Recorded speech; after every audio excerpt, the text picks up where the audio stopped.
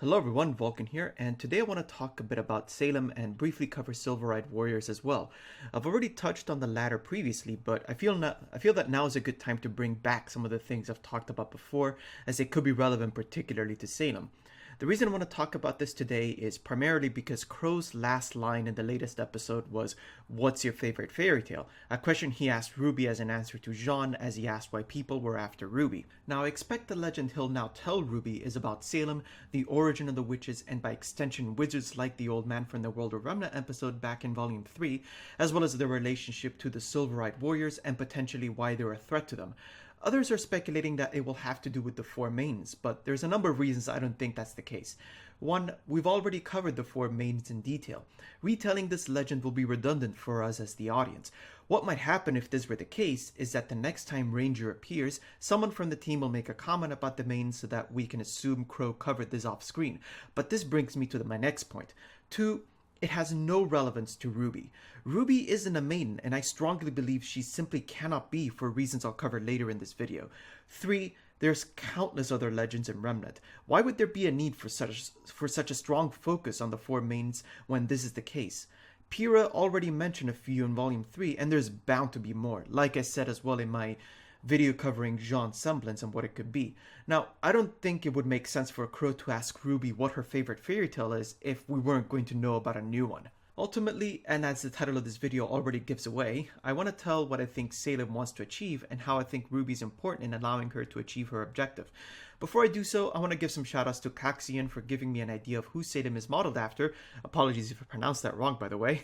And Lunar Rabbit Invasion for also giving me some ideas on how this all fits together. So, one thing I feel very certain about is that Salem isn't after wanton destruction. If she was, she wouldn't go to the lengths that she is to achieve her goals. Actions like specifically targeting schools, seeking out specific people such as Ruby and wanting them alive, making contacts around Remnant such as Adam and someone else in Mistral, as well as Sienna Khan actually. Those don't feel like the sort of things someone who simply wants the entire world to burn to ash would do. This is especially the case when Salem appears to already have the power to control all the Grimm in the world, effectively giving her control over entire armies, and could potentially also be powerful enough to demolish any top-tier hunter we've seen on her own with particular ease. So, to start us off, we need to understand who Salem is in order to know what she might be after. So Salem appears to be modeled after Elphaba, the Wicked Witch of the West. This makes sense particularly when her name already gives away exactly what she's meant to be in the world of Remnant, Salem being a reference to the witch hunts of Salem, so it makes sense that Salem would herself be a witch within the world of Remnant. I admit that I'm not too familiar with the lore of Wicked, but there are some things that we need to know about Elphaba before we continue. To give a brief summary, unbeknownst to her, Elphaba was the daughter of the Wizard of Oz and was raised by a different father. She resented her adoptive father, her stepfather, for favoring her younger half-sister, Nessa Rose. Later in life, she entered Shiz University where I think she began magical studies, although she was never fully invested in her education. While there, she befriended Galinda, also known as Glinda, who may or may not be a reference to Glinda Goodwitch, but that'll be a story for another time. Then she grew to hate one of the professors, particularly when that professor took credit for the death of her favorite teacher, Dr. Dillamond, and also grew disgusted with the Wizard of Oz himself for his anti-sentient animal policies. As a result, she joined the resistance movement in Emerald City. Ever since, the Gale Force, Oz's secret police, apparently made a point of making Elphaba's life a living hell, killing her lover and later her lover's wife and kids, except for one, which contributed to her descent to madness. While living with her dead lover's wife, that is before the wife was killed of course, she also discovered the Grimoire, which is a book of vast magical knowledge which she used in order to continue Dillamond's work, and that was when Elphaba's own magical power grew to new heights. So having learned all of this, I feel that Salem, the Old Wizard, and potentially other wizards and witches all played an integral part in creating the world of Remnant that we know now. What I took from learning about Elphaba was that Oz was essentially a tyrannical ruler who despised animals that were sentient and boasted an intelligence which could rival that of his own kind. This may or may not be a reference to Faunus and may even be a hint toward humanity's hatred toward the Faunus themselves. However, given that Ozpin doesn't have anything in particular against the Faunus, and with the possibility that he is in some way or another the old wizard that gave the Banes their powers, I don't think humanity's distrust toward the Faunus originated from Ozpin. Oz's distrust of sentient animals and Dilliman, who Elphaba sympathized with more than anyone, being a sentient goat himself, may be a reference to political disagreements, let's say, within the wizarding community in the earliest days of humanity in Remnant, which led to a certain wizard's disillusionment and subsequent falling out with other witches and wizards. Salem, agreeing with this wizard's views, allied herself with him before he was killed by the old wizard and his allies to stop him from completing his work.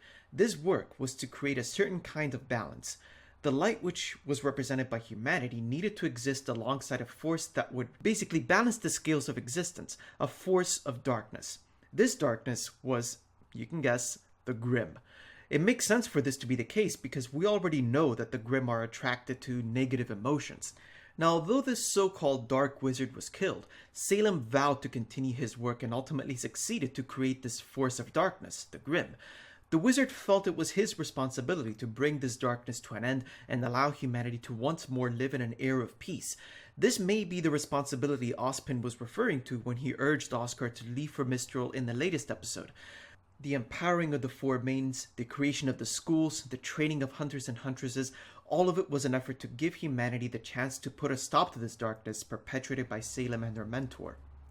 Now, there could be many reasons why Salem wishes to put an end to Ozpin's efforts to fight the darkness and allow humanity to live in peace, but if she were to bear any similarity to Elphaba, her motivations go far beyond simple greed. Like Elphaba, Salem's reasons for fighting Ozpin are personal.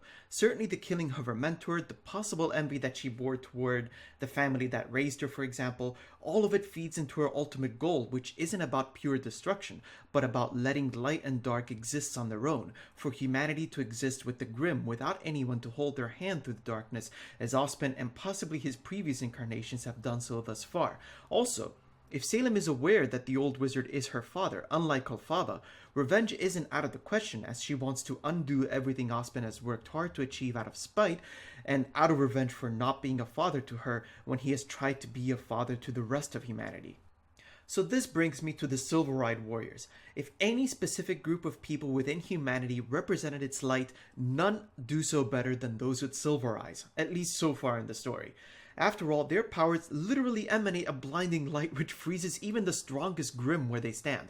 The legend saying that Silver-Eyed Warriors were destined to live the life of a warrior makes sense, considering that their powers are meant specifically to fight against the Grim, to fight against the darkness that contrasts with humanity. This is why Salem deems Silver-Eyed Warriors like RWBY a threat. They're a threat to her goal of spreading darkness, a threat to the kind of balance she wants to create in the world, more so than a threat to simply herself. The fact that Silver Eyes work against the Grim may also be part of the reason why she works alongside other humans, and Faunus as well, I guess, to fight against them. After all, the other most powerful force in the world, the Grim, are weak against Silver-Eyed Warriors. It's also likely that Salem herself can't fight Silver-Eyed Warriors, given that maidens are affected by Silver Eyes just like the Grim, and also the fact that Grim have shown the ability to use elemental powers without the use of dust just like maidens. There's reason to assume, I think, that the source of a maiden's power, that is magic, is weak against Silver Eyes. And also, if what I said about the Grim earlier in this video is true, then Grim themselves are magical in nature. So knowing that anything that is magical is weak to Silver Eyes, I don't believe Silver-Eyed Warriors can become maidens. A vessel possessing a power that destroys magic means a power that is magical cannot exist within that same vessel.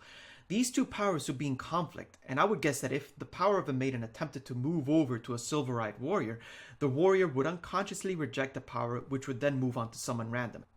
It's the same thing that would happen if the last person within a maiden's memory was a man. Of course, the power couldn't be inherited by the man, and it would then be up to the RNG gods. Additionally, when it comes specifically to RWBY, she already has a power that is geared specifically toward fighting Grim, and possibly Salem herself. Having powers of a maiden on top of that would simply make her overpowered.